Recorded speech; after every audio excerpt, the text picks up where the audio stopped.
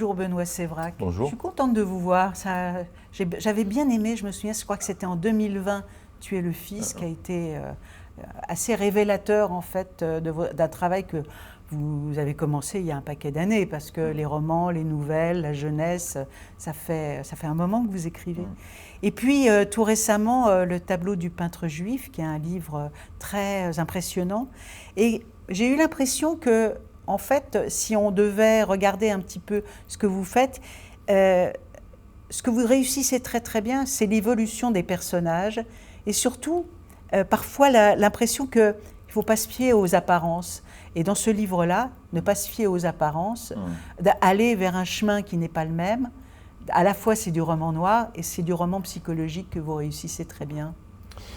Oui, la densité et la nuance aussi des personnages, c'est quelque chose que je travaille en amont de l'écriture, avant même de commencer à écrire quoi que ce soit, très longtemps.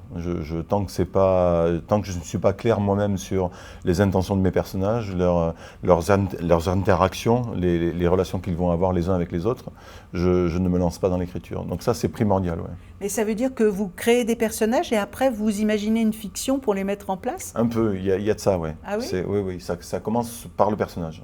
Et par exemple, pour le tableau du peintre juif, comment s'est mis en place Alors le là, livre ? c'est un peu différent. Ça a été une écriture inhabituelle pour moi parce que c'est une histoire qui m'est tombée sur le coin de la figure, une histoire de famille. J'ai découvert un tableau dont tout le monde ignorait l'existence dans la famille, peint par un peintre juif, offert à mes grands-parents pour les remercier de les avoir cachés pendant la guerre. Donc ça, c'était... tout de suite, on s'est dit, il y a quelque chose à creuser.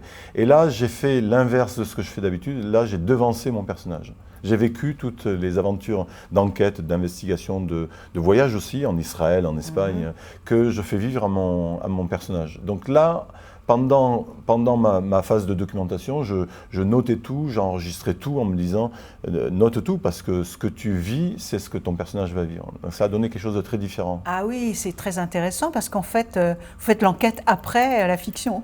Oui, et c'était presque du coup facile d'écrire ce roman parce que le plus dur avait été fait.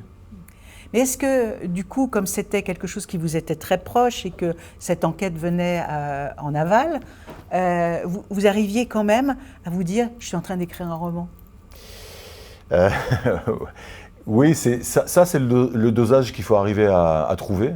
Même dans la phase d'editing finalement, hein, c'est après le premier jet, il faut arriver à trouver cet équilibre entre fiction et autofiction pour pas devenir, parce que moi je trouve que ma vie en soi ne mérite pas d'être mise en scène, donc c'était pas ce que je voulais faire, parler de moi, mais il fallait que j'injecte quand même suffisamment de moi pour que ça devienne pertinent pour la fiction. Enfin, bref, il faut doser tout ça, quoi. Mais c'est très réussi parce que vous y mettez à la fois quelque chose de la chair, de l'humanité, et puis une histoire assez incroyable quand même. Oui, l'histoire était, dès le départ, effectivement, m'a interpellé tout de suite. Enfin, tout de suite, j'ai senti qu'il y avait quelque chose, qui avait un fort potentiel romanesque.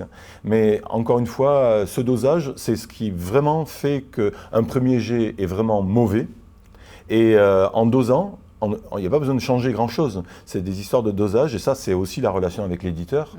Et j'ai de la chance d'être à la manufacture de livres pour cela. C'est que avec la confiance de l'éditeur et le regard extérieur, un petit peu comme un coach sportif va regarder un sportif courir. Il ne va pas courir à sa place, mais il va voir comment il peut courir mieux.